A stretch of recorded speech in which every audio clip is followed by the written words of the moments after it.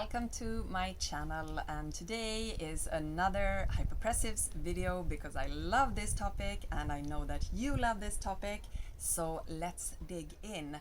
How can hypopressives help with pelvic floor dysfunctions? Well, I can't stress enough how much posture, alignment and breathing has to do with pelvic floor dysfunction.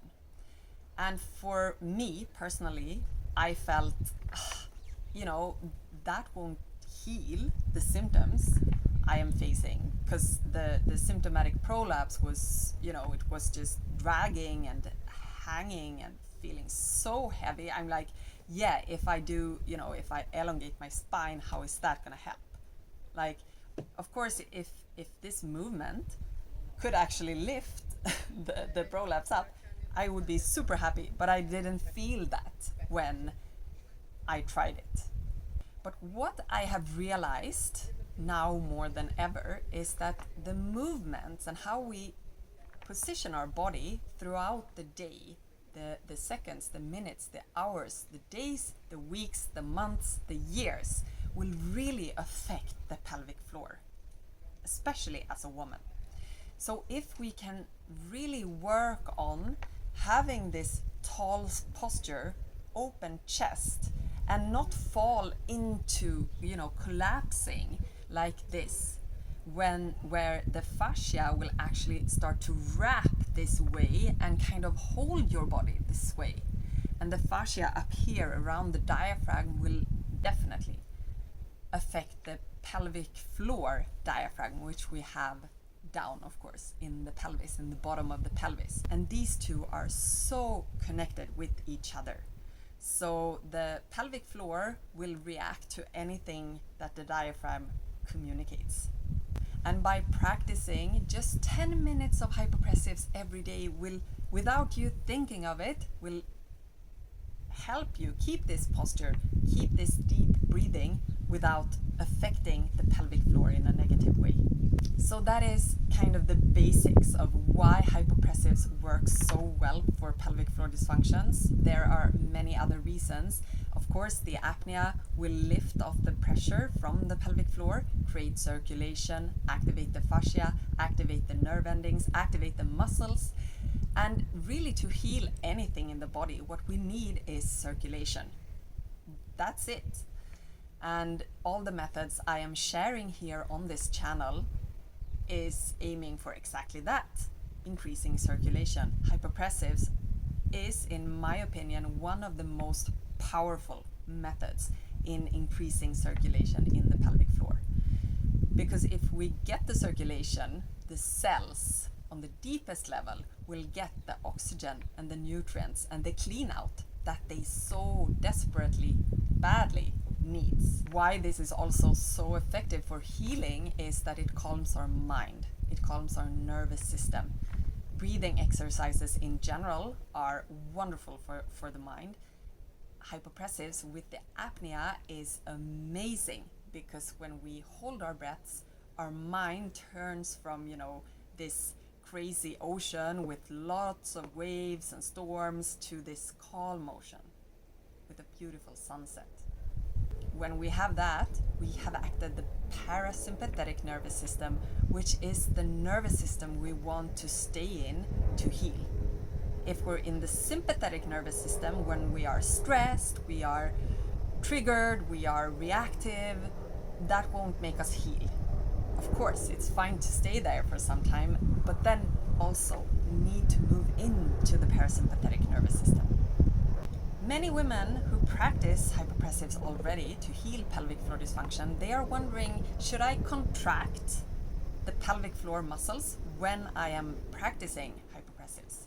So the question is basically, should I do a kegel when I am practicing hypopressives? And I don't recommend anyone to start off with that. Hypopressives in itself is all you need to practice to start to see changes. Once you become more advanced, you could practice kegels in combination with hypopressives. Of course, if you have any overtension, any tension in the pelvic floor, which most of us with pelvic floor dysfunction have, then I really recommend you to not practice kegels with hypopressives. Just keep hypopressives clean as they are, and maybe further along down the road you can add kegels too if you feel like doing that. Many women also wonder, how long does it take to heal with hypopressives? Well, first of all, I need to share and be open and honest about my own journey, which was hypopressives took me a bit, but not the whole way. So for me, it's been crucial to work with many different methods from many different perspectives on my physical body, emotional body, spiritual body, and energetic body. For some, hypopressives is actually enough to heal, at least to reverse the symptoms as much as they want to, so they can live a symptom-free life. What we generally recommend for hypopressives is to practice 3 to 6 months.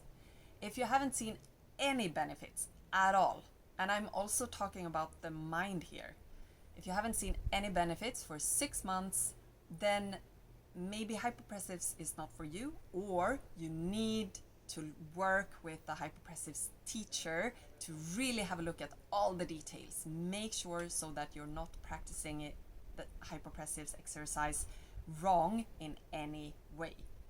And it is a complex exercise, so make sure you have a teacher. The hypopressives course at MoonRise includes a hypopressives teacher watching you, giving you feedback every single step of the way.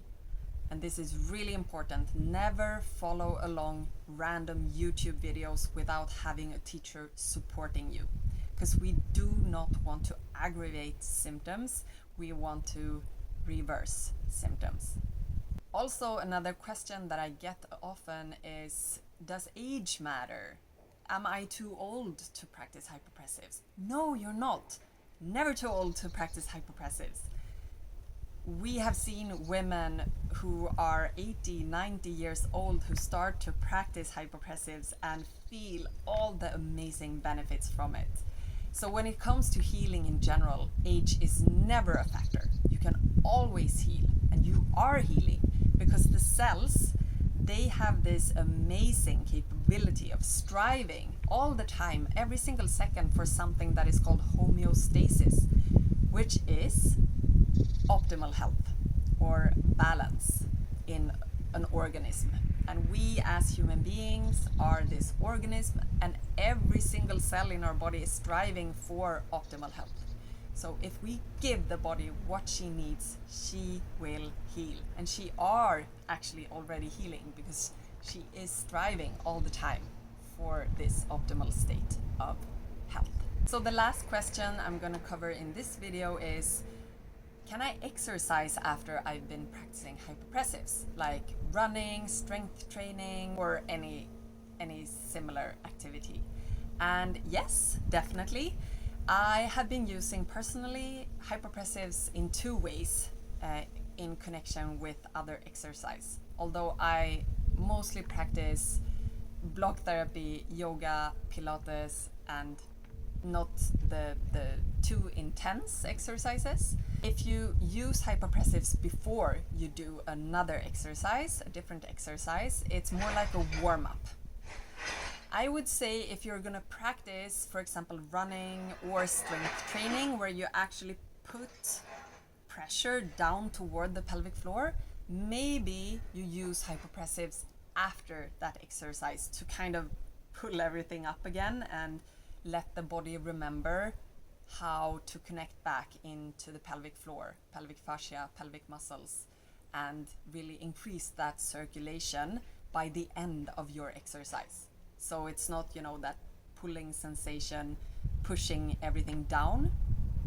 It's more a lifting sensation when you end the exercise and move on with your day. We're gonna cover these questions and many more on our next Together Thursdays with MoonRise. It's a community call where everyone is invited who are curious about hypopressives, which is the theme for the call that will be the 8th September. And I'm really looking forward to connect with all of you. If you have any questions, please post them in the comments. I will make sure to cover all the questions that you post here in the comments. But also, if you can join the community, of course, that is so wonderful, because we need that connection with other women who are on their healing journeys of pelvic floor dysfunction.